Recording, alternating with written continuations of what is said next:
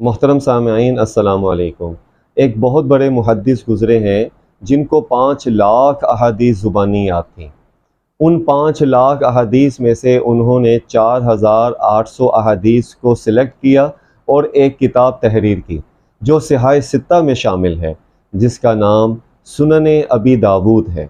وہ فرماتے ہیں کہ ان 5 لاکھ احادیث کا خلاصہ 4800 احادیث ہے، اور انسان اگر 4 احادیث اپنی زندگی میں نافذ کر لے، یعنی انسان اگر اپنی زندگی کا نصب العین بنا لے تو گویا پوری شریعت میں وہ داخل ہو جائے گا، پوری شریعت اس کی زندگی میں آ جائے گی۔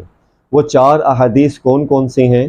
ان میں سے پہلی حدیث وہ فرماتے ہیں کہ رسول اللہ صلی اللہ علیہ وسلم نے ارشاد فرمایا، انما الاعمال بالنیات وانما لکل امرئ ما نوی، کہ اعمال کا دار و مدار نیت پر ہے، اور انسان کو وہی ملے گا جو اس نے نیت کی ہوگی۔ یعنی انسان اگر نماز پڑھ رہا ہے، اگر اس کی نیت یہ ہے کہ لوگ مجھے دیکھ کر عبادت گزار کہیں، تو عمل ٹھیک نہیں ہے۔ ایک انسان صدقہ اور خیرات کر رہا ہے، وہ یہ سوچ کر رہا ہے کہ لوگ مجھے سخی کہیں، تو عمل ٹھیک نہیں ہے، وہ قابل قبول نہیں ہے۔ فرما رہے ہیں کہ اعمال میں اگر نیت آپ کی ٹھیک ہوگی تو وہ عمل قابل قبول ہوگا۔ دوسری حدیث وہ فرماتے ہیں، رسول اللہ صلی اللہ علیہ وسلم نے ارشاد فرمایا، من حسن اسلام المرء ترکہ ما لا یعنیہ، آدمی کے اسلام کی خوبی یہ ہے کہ وہ ہر لا یعنی فضول چیزوں کو چھوڑ دے، یعنی ایسے کام جس کا اس کی زندگی میں کوئی تعلق نہیں ہے، جس کا اس کو فائدہ نہیں ہے، وہ چھوڑ دے۔ کسی کی غیبت کرنا، چغلی کرنا، کسی کی ٹو میں لگنا، گالی دینا، ان سب چیزوں کو چھوڑ دے گا تو وہ آدمی کا اسلام سب سے خوبصورت ہوگا۔ تیسری حدیث وہ فرماتے ہیں، رسول اللہ صلی اللہ علیہ وسلم نے ارشاد فرمایا، الحلال بین والحرام بین وبینہما مشتبہات، کہ حلال بھی واضح ہے، حرام بھی واضح ہے، ان دونوں کے درمیان مشتبہ چیزیں ہیں۔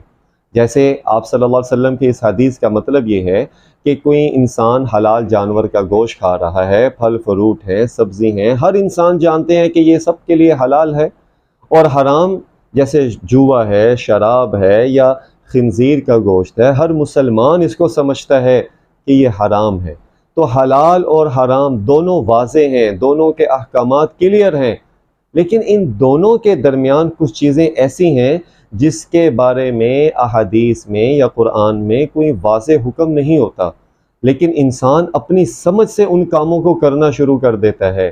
آپ صلی اللہ علیہ وسلم نے فرمایا کہ ان چیزوں سے بچنا ہے، جو مشتبہ چیزوں میں پڑ گیا وہ گویا حرام میں داخل ہو گیا، بہت ممکن ہے کہ وہ حرام کام کی طرف ضرور راغب ہو جائے گا۔ اب سوال یہ ہے کہ اگر آپ صلی اللہ علیہ وسلم نے فرمایا کہ مشتبہ چیزیں ہیں ان سے بچو، تو بچیں کیسے؟ اس کا آسان حل یہ ہے کہ جو حلال اور حرام ہر انسان کو پتہ چل جاتا ہے کہ یہ اسلام میں جائز اور ناجائز ہے، تو جو ان کے درمیان میں مشکوک چیزیں ہوں، اور یہ خاص طور پر معاملات کے اندر آتا ہے، جیسے موجودہ دور میں نئے نئے کاروبار کے طریقے ہیں، تو اب خود اپنی سمجھ سے ان کاموں کو نہ کرنا شروع کر دے، اس کے لیے علماء سے رابطہ کرے، اس کے لیے جو دین کی صحیح سمجھ رکھنے والے ہیں ان سے پہلے پوچھ لے۔ تو آپ صلی اللہ علیہ وسلم کی اس حدیث کا مطلب یہی ہے۔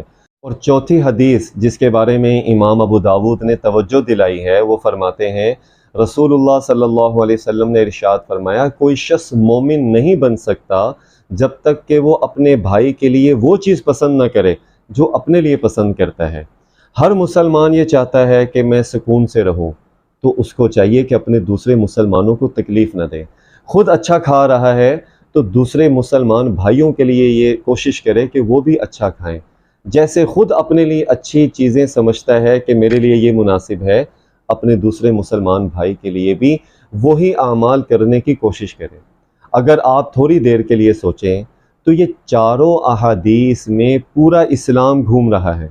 وہ اس طرح کہ پہلی حدیث عبادات سے ریلیٹڈ ہے، دوسری حدیث اخلاقیات سے ریلیٹڈ ہے، تیسری معاملات سے، اور چوتھی معاشرت سے، اور یہ چاروں چیزیں اسلام میں عبادت کے زمرے میں آتی ہیں۔ گویا اگر ان چاروں چیزوں پر ہم عمل کر لیں، ان 4 احادیث کو اپنی زندگی میں لے آئیں، تو پورا اسلام ہماری زندگی میں آ جائے گا۔ اللہ سے دعا ہے کہ اللہ پاک ہمیں ان باتوں پر عمل کی توفیق عطا فرمائے۔